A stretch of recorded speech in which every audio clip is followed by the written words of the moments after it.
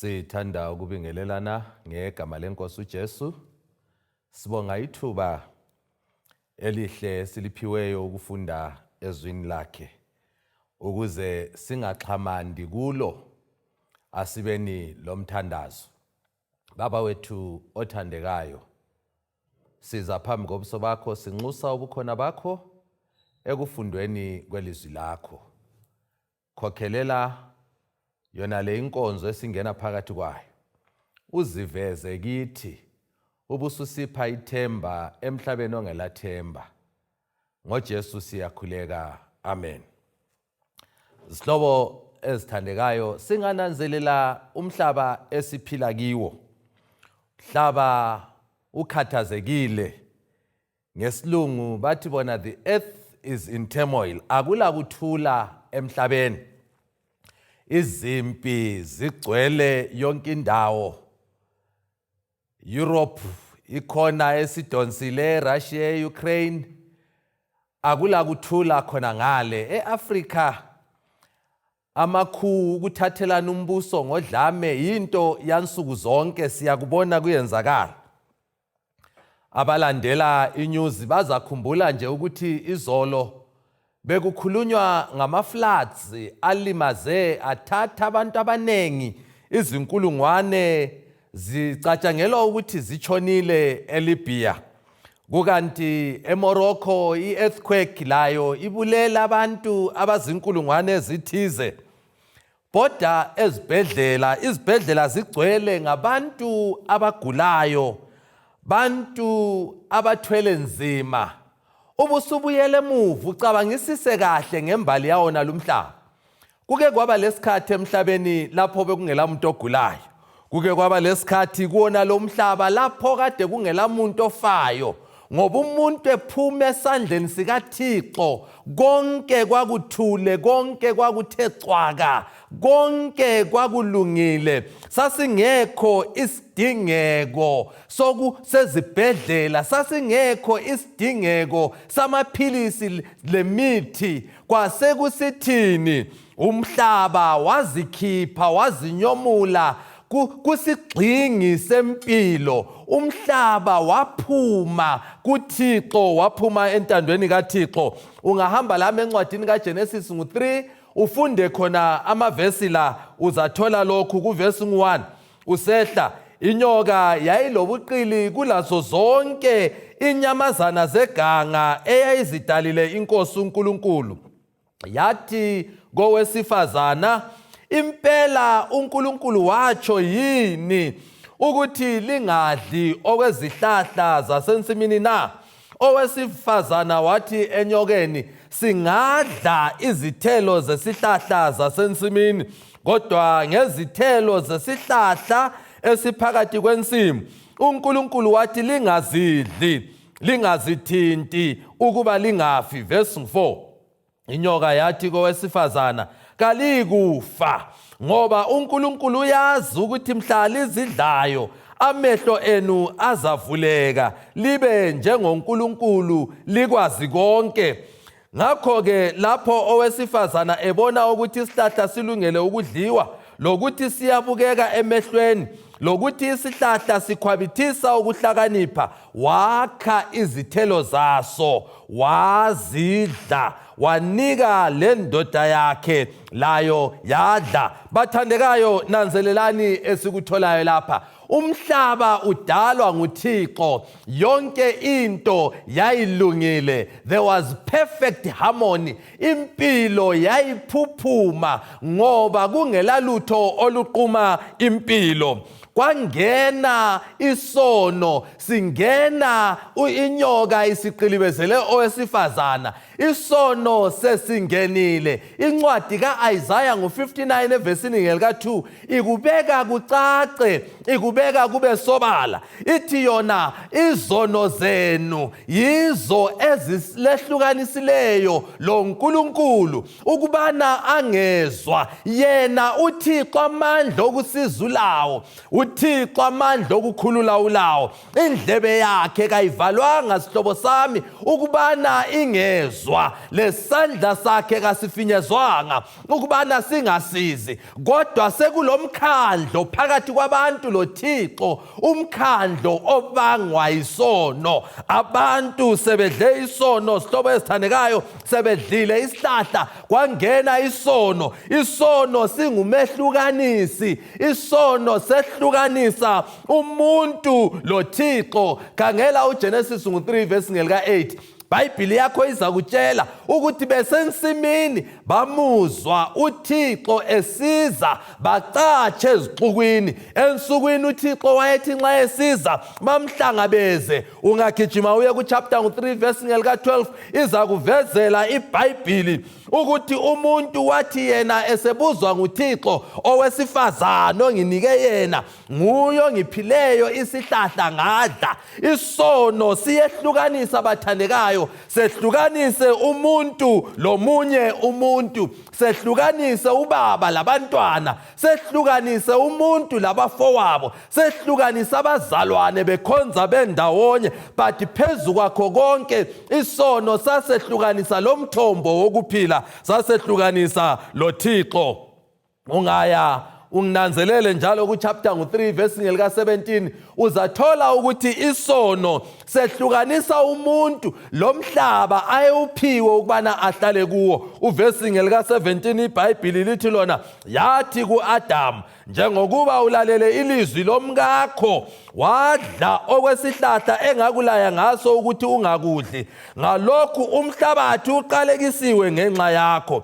Ngokukhathazeka uzazuza ukudla kuwo insuku zonke zokuphila kwakho. Isono bathandekayo singumehlukanisi. Abanye nxa sebehlukuluzwe isono sabachaya, sabathwalisa nzima, bayadinga indlela yokuphunyuka. Abanye bangene kuma-drugs, bathathe indakisa, bazilimaze imizimba, balimale ingqondo ngokudakayo, bezama ukufihla ama-effects esono ukuze bangezwa umthwalo wekwehlukana loThixo, umthwalo wama-relationships alinyazwe isono. Abanye bayazichaphaza, bangene emacansini lama-partners angabalekiyo. Ngenxa yani bacabanga ukuthi ngokwenza njalo bazazuza ukuthula. Abanye sihlobo esithandekayo bayacabanga ukuthi bangathatha impilo yabo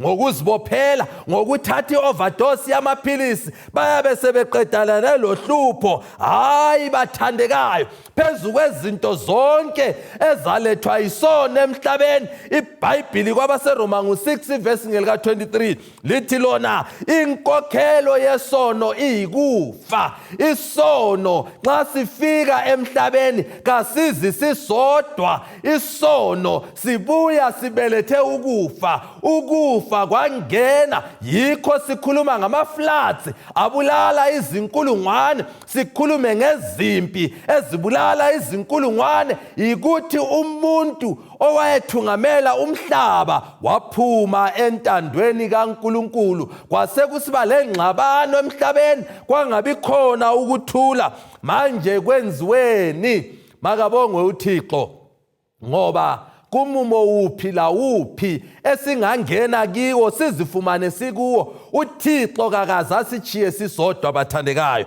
Genesis 3 verse 15, uThixo abantu abakhe bethwele nzima, bebhekane lesono, bewile, beflathelane loThixo. uThixo uthi ngizavusa inzondano phakathi kwakho nyoka lowesifazana, laphakathi kwenzalo yakho lenzalo yakhe, yona izachobodisa ikhanda lakho, wena uzalimaza isithende sayo. Makabongwe uThixo, ngoba isono singena, uThixo uveza icebo losindiso. Abantwana bako-Israyeli ngitsho lanxa sebephuma ezweni laseGibhithe iminyaka esidlulile, uThixo uyaziveza kibo, abatshele ukubana kabamakele isakhiwo ukuze ahlale phakathi kwabo. Nanko okuqakathekileyo ngalesi sakhiwo, isoni sasithi singavuma sinanzelele ukona kwaso, sasimele size lenyamazana sizofaka izandla ekhanda sivume isono inyamazana ibulawe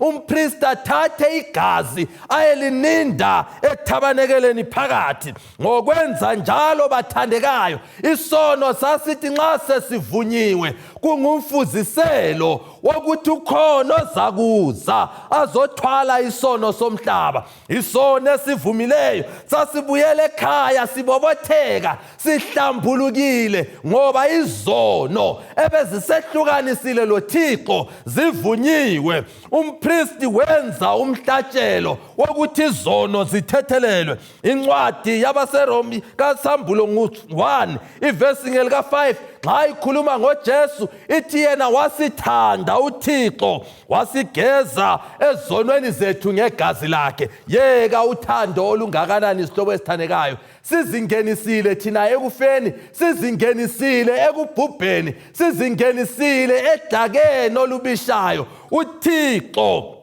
weza wazohamba kuwona lo mhlaba wawubhudula umhlaba wonalo edinga wena edinga mina ukuze nxa sikholwa kuye sithole insindiso lalela uPaul nxa ebhalela ibandla labaseKorinte ukuthi uyibeka njani indaba uthi yena kwabaseKorinte besibili ngo5 evesini ngelika 21 ngoba phela yena wenziwa waba isono owayengasazi isono ukuze thina sibe yikulunga kukaNkulunkulu kuye lalela mhlobo othandekayo akukhathalekile ukuthi ungaphi akukhathalekile ukuthi wenzeni kodwa uJesu weza wathatha indawo yami weza wathatha indawo yakho ukuze abalwe yena njengomuntu izono zonke zibekwe phezu kwakhe uThixo nxa emkhangele abone isoni kuye abone isono phezu kwakhe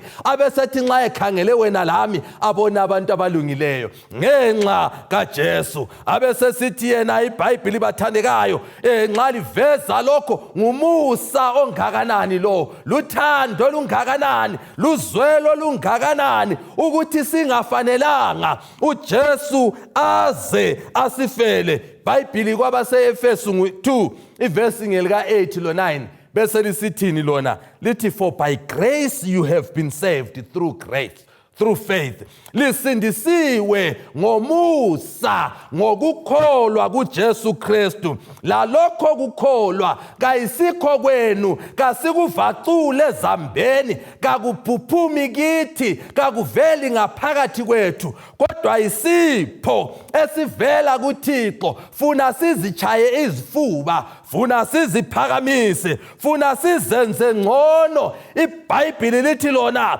okwethu isihlobo esithandekayo yikona Romans 3 verse ngelika 23 ngoba bonke bonile behluleka ukufinyelela enkazimulweni kaThixo abafundisi bonile ama-elders onile ngitsho labavula amabandla abo bonile ababusi bamazwe lamandla bonile isihlobo esithandekayo akula ngitsho lo yedwa ophunyukayo kulolu laka kodwa makabongwe uThixo ngoba umusa wakhe wanele siyasindiswa ngomusa sisindiswe aluba sikholiwe kuJesu owezayo ukusifela nanku-ke okumele sikulandele okumele sikwenze ukuze sifumane insindiso okokuqala ikubana sivume isimo sethu vuma mhlobo wami ukuthi uyisoni kangivume ukuthi ngiyisoni kangivume ukuthi amandla okuzigeza kangilawo uvume ukuthi amandla okuzihlambulula kawulawo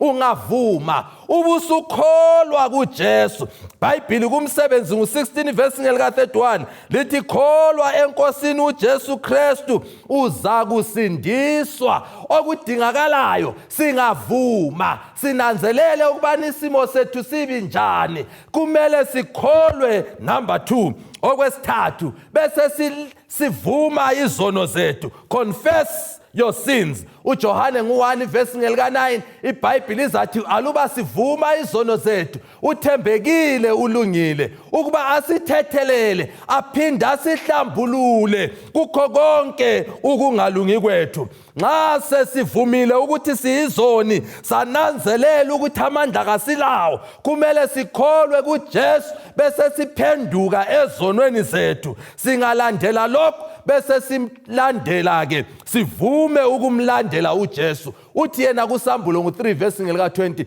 bheka ngimi emnyango ngiyaqoqoda aluba umuntu elizwa ilizwi lakhe avule umnyango ngiza kungena ngidle laye adle lami. Sihlobo esithandekayo kayikho enye into esingazenzela yona ngaphandle kokukholwa egameni likaJesu ngoba konke okunye kuyizinto kakulamandla ukuthi kuqede isono empilweni zethu. Ngokwethu thina sivame ukona ngokwethu isono sisiwisela phansi. Ngitsho lo mhlaba esiphila kiwo uyasiphika bathandekayo. Khangela abantu indlela abafa ngayo, khangela abantu indlela abagula ngayo, khangela izingozi emigwaqweni, khangela abantwana indlela abangasalaleli ngayo, khangela nje isimo somnotho emhlabeni wonke jikelele. Kuyaveza ukuthi ngokwethu njengoluntu sehlulekile sidinga amandla avela kuThixo.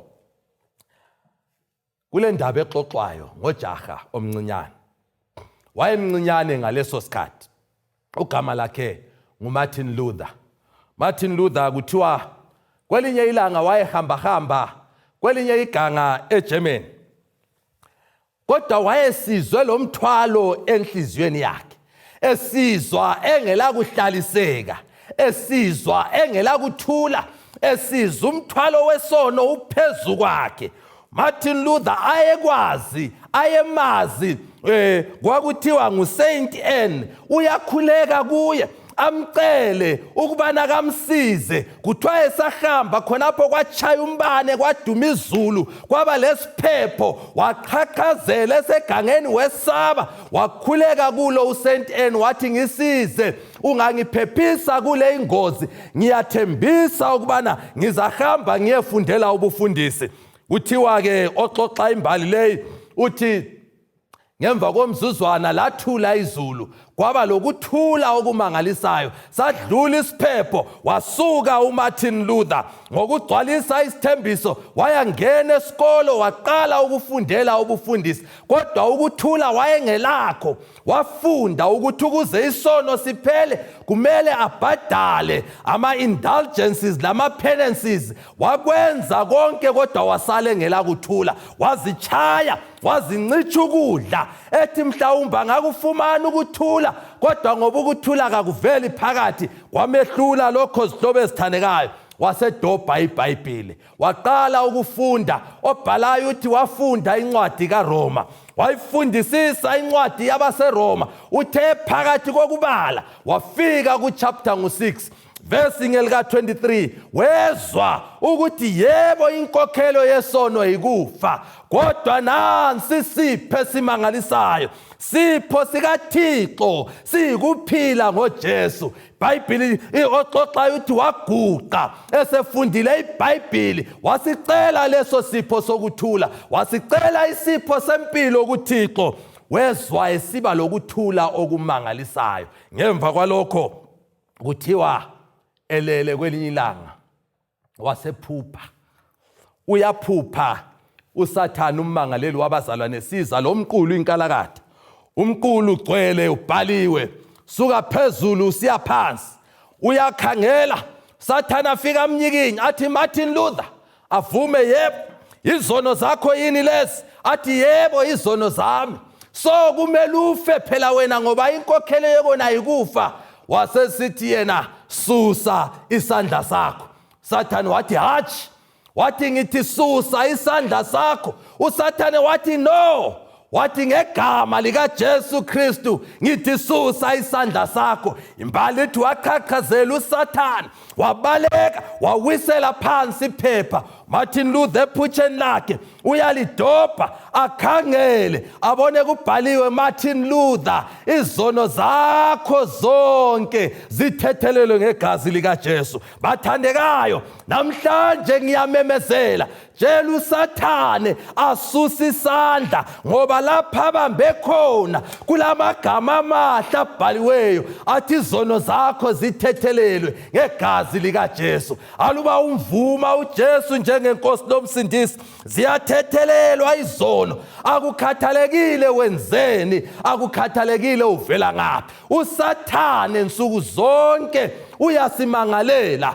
uyasondela, athi phela wena wawuyisidakwa wena, phela wena ungumqambi wamanga wena, phela wena wawufeba wena, phela wena wawulisela wena. Aqamba izinto zonke ozaziyo, izinto engizaziyo. Nxa uthi wena kasusa isandla uyala, makabongwe uThixo ngoba lingabizwa igama lika Jesu osisindisa ngomusa wakhe. Uyasuka uSathane, kusala amagama clean, kusala amagama acacileyo athi wona izono zakho zithethelelwe ngenxa kaKristu. Kasikho isizathu sokuchaywa luvalo, kasikho isizathu sokugebisa amakhanda sikhangele phansi, asikho isizathu sokuqhaqhazela ngoba sisindisiwe, malibongwe igama likaThixo. Bhayibhili lami liyatsho kuJohane 3 verse lika 16, uThixo walithanda ilizwe kangaka wanikela indodana yakhe ezelwe yodwa ukuba yilowo lalowo okholwayo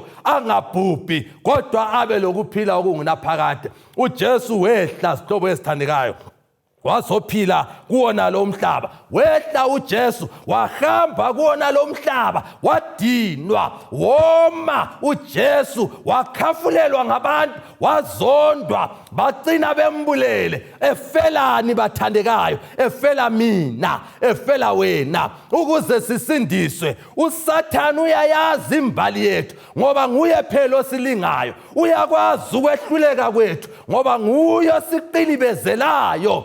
Nxa esiza kithi esitshengisa izono zethu, kasimtsheleni ngegama lenkosi ukuthi kasuse isandla ebhukwini alibambileyo, ngoba phezulu amagama abhaliwe in bold ukuthi sibani banyana uJesu wafa, zesulwa ezakho izono, zathethelelwa. Yebo, umhlaba ungabe ulahlekile, yebo isono singabe sisehlukanisile loThixo, kodwa makabongwe uThixo ngoba uJesu ukhona ukuthi asibuyisele. On one side uyabamba izulu, on one side abambe uluntu aluxhumanise loThixo, sibuyisane loThixo, sikhulumisane loThixo, sihambe loThixo, sihlale loThixo, siphile loThixo. Makabongwe uThixo nge-initiative yezulu ukuthi siyizoni, sigwetshelwe ukufa, sithole insindiso, sisindiswe ngomusa omangalisayo kangaka. Ngiyabuza sihlobo sami, kambe konke ngakulungile ngawe yini? Phela emhlabeni amabhuku escience, amabhuku ephilosophy, imbali yoluntu, amadoda aloduma, amadoda afundileyo, kawala solution ngohlupho lolo esilalo.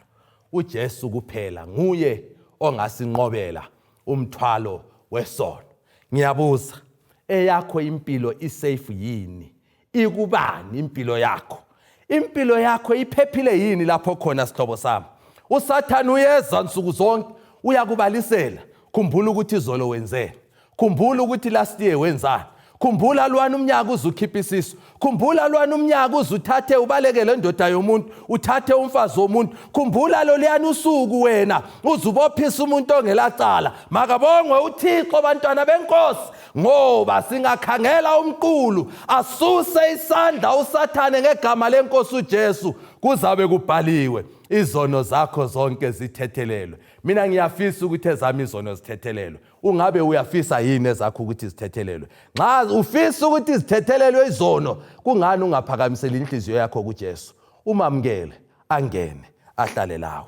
uThixo lomusa, uThixo lothando akasenzele kahle. Amen.